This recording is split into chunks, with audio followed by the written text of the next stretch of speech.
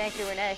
Want to update you on breaking news that we've been on top of since it happened in El Cajon. Both police and sheriff's deputies working to find out if two attempts to steal ATMs at two different drugstores are connected. Now, the first one happened at a CVS that is up here in El Cajon. The second one about 3 miles south at a Rite Aid.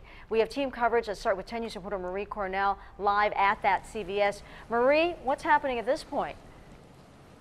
Okay, so Virginia, most of the mess has been cleaned up. You still have a little bit of shattered glass, but this right here, this is the door that they went through. You can see that sliding door is broken. And talking to police, they tell us looking through the surveillance video, because you see the surveillance camera right at the entrance, they saw 3 guys who broke through those doors to get into the CVS. Now, employees, they were stuck cleaning up the shattered glass left behind after the guys broke into the store and went for the ATM. But what's different about this is, unlike the other cases we've reported on, police say these guys, they just tried to get into the ATM.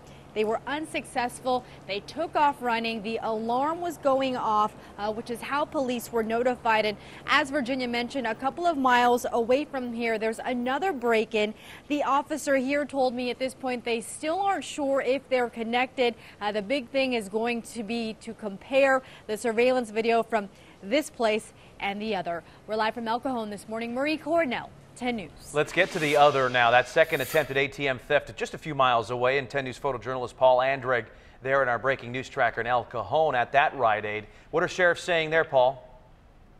Well, sheriffs have already left the scene. You can see there are some employees inside. You can see obviously ATM inside. It's an advertisement for exactly what these guys went for. You can see what's left of the window that was broken out here. Now, you can't really see the ATM from here, but it's on the other side of that wall. And it's actually the front housing of it, as I saw, was completely ripped open.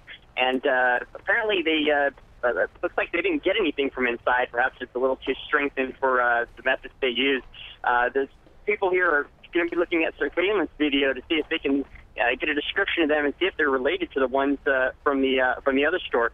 Now, because they didn't actually try to rip it out the front doors, and you're used to seeing things pulled all the way out into the parking lot and just opened up the front. It sounds very similar.